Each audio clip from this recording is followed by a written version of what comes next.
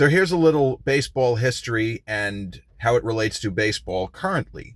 So right now, with one game left in the 2025 regular season, the New York Yankees and Toronto Blue Jays are in what they always call a flat-footed tie, but it's not exactly a flat-footed tie.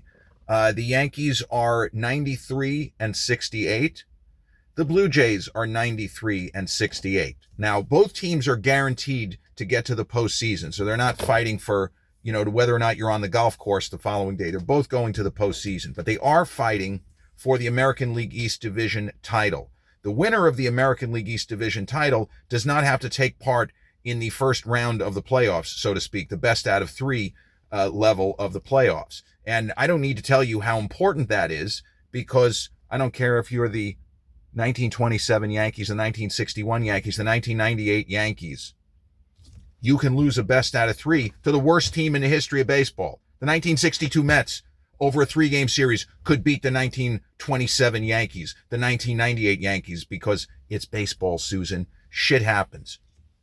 So in this instance, if both teams both win today or both lose today, the Blue Jays get the American League East flag because they have the tiebreaker. They had a better record than the Yankees during the regular season, which is the tiebreaker. Now, I've said on a previous podcast, I don't think that's fair. I think it's a big enough deal where they should play one extra game to see who wins the division, but they're not doing that. The Yankees lose today. They can't win the division, and they have to win, and Toronto has to lose for them to carry the flag, and they would end up at 94 and 68, and the Blue Jays would be 93 and 69. So how this relates to history is that in 1978, the fabled 1978 baseball season where the Yankees came back from 14 plus games down in July to overtake Boston, only to have Boston start to move on them and narrow the gap in the other direction. The Yankees got the lead up to 3.5, and Boston chipped away, and the Yankees were playing really well too, but Boston just was on another level at this particular stretch of September. So with 7 games left in the 1978 American League season, both the Yankees and Red Sox were scheduled to finish on the same day. In other words, with 7 games left, the Yankees held a 1-game lead against Boston. And the Yankees won the next 6 games, while the Red Sox also won the next 6 games.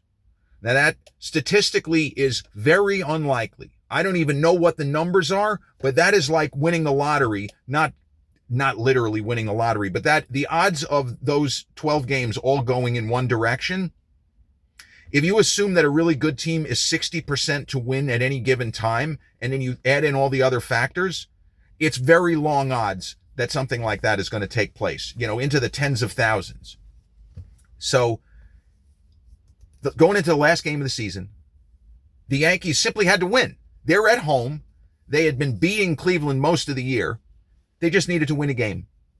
And Cleveland blew them out. I mean, with all the money on the line, as they say, Cleveland got 2 runs early. The Yankees tied it at 2, and then Cleveland just beat the shit out of them. The Yankees didn't even put up a challenge. It was like they didn't care. If it was talk radio now, this team's quit. They're a bunch of quitters. This is what fans would have been saying after a game like that. So they lost. And then Boston, who started their game later in the day against Toronto, Louis Tiant threw a 2-hit shutout.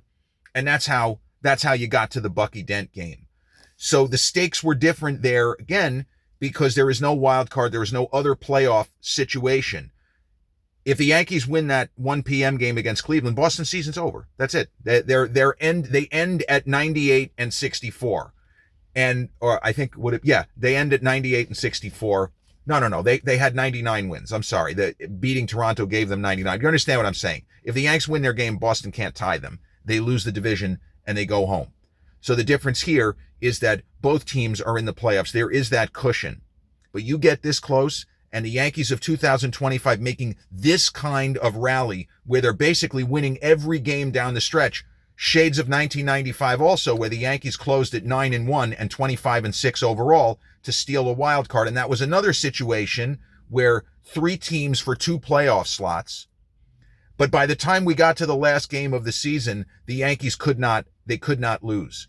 I think that they had basically clinched the previous day. They clinched a postseason berth the previous day because of the weird way. If it was a 3-way tie, the Yankees were going to win it. But ultimately, the Yankees ended at 79-65, and Seattle and Anaheim ended at 78-66. So there was no controversy. The controversy happened before. And if the Yankees end up winning today, or the Blue Jays end up winning and the Yankees lose, there won't be any controversy because Toronto would have had one game better, or the Yankees would be one game better. So this is still the best of baseball. The stakes aren't what they were in the old division era with the pennant races.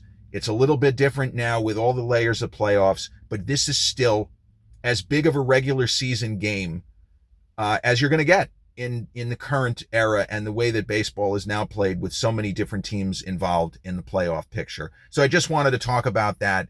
And, let's go Yankees and let's go Tampa Bay. I mean, George Steinbrenner made his home in Tampa when he wasn't on the East Coast.